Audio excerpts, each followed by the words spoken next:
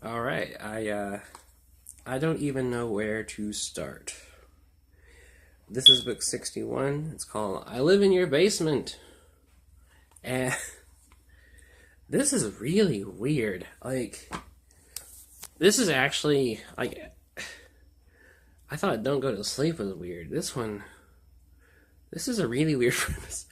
Uh, but let's break it down, shall we? So it's about a kid named Marco, and he has an overprotective mother who's always telling him, don't do this or don't do that.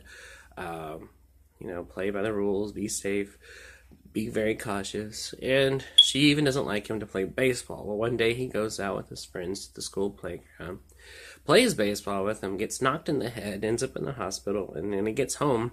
Reality starts to warp. Like, things start getting weird, and like things he thinks he knows, or things that he's known his whole life, turn out to be different from other things. And like people that he thinks he knows are people he doesn't know anymore, and they're like, "Who's that?" Or he'll have like a sibling, and it turns out he didn't have a sibling after all. And this one is it's mind fuck. It's a mind fuck, and this is a lot of mind fuckery going on in this one. Um, and it's very weird because you don't know what's going to happen next. I like that. It adds a lot of suspense because Marco doesn't know what's going to happen next, and nor do you, the reader.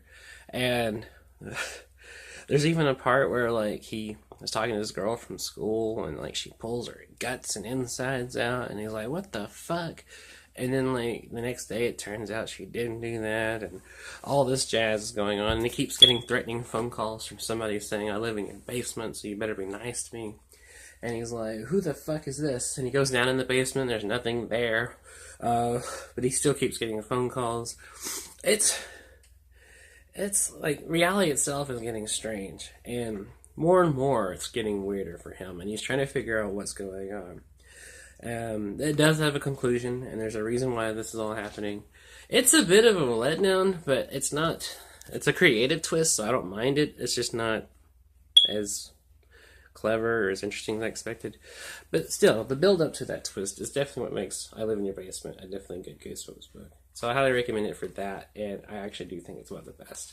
So if you're reading this series and you've made it this far, you're almost to the end, do read this one too. So check it out.